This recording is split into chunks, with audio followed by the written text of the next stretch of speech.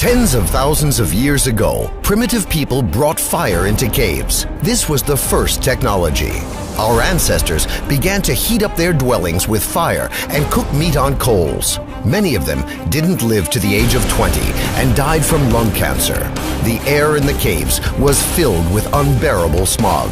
What has changed since then? Mankind has improved technologically, and the number of fires has increased considerably. These fires now burn in car engines, diesel locomotives, motor ships, and airplanes, in heating furnaces, in atomic power stations, in boiler rooms, and in factories. A number of the harmful and poisonous elements in emissions have become considerably more abundant in comparison to those primitive fires.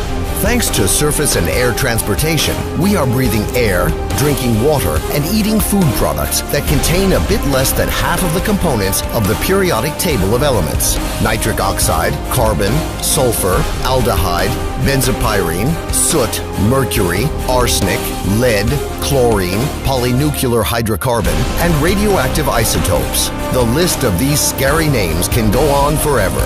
It is precisely this atmospheric cocktail that we get whenever we go to the park to breathe the fresh air.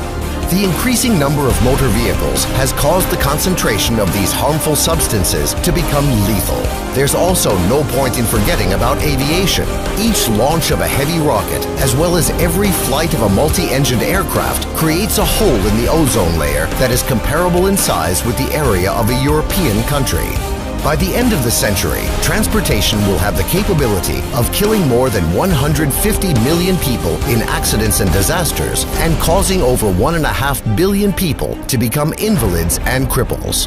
How to avoid making this monstrous sacrifice? How to keep our planet green and not ash gray? Ride horses? Walk?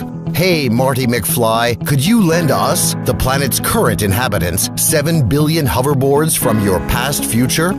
Indeed, effective transport has already been developed by the scientist Anatoly Yunitsky. This genius of an engineer invented the ideal transport in every sense of the word. It's called the Rail Skyway.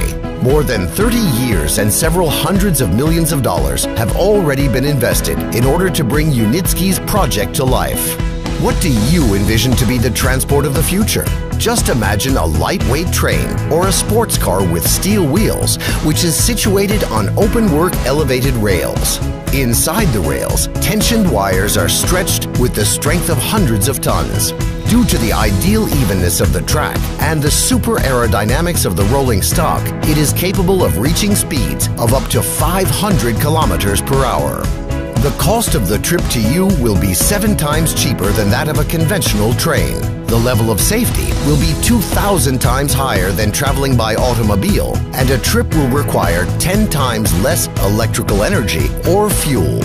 And that's not the whole story. The tensioned wire rails are mounted onto lightweight but exceptionally durable supports that make it possible to save the layer of fertile soil, which is currently located under highways and railways, from destruction, an area 4 times greater in size than the total territory of Great Britain. This soil will remain alive, it will breathe, and the green plants growing on it will produce sufficient oxygen for billions of people to breathe. In order to implement this form of transport all around the world, it must be compared with equivalent amounts that have already been spent, which today is approximately the same cost as 2 or 3 football players or 1 or 2 paintings by not even the most famous of impressionists. And it is possible to make this a reality with only public funding. This is precisely the type of transport that is needed by you and me, and only we can cause this project to become a reality. Become a co-investor of the public transport future. Invest in the future of your planet. Find out more at www.rsw-systems.com.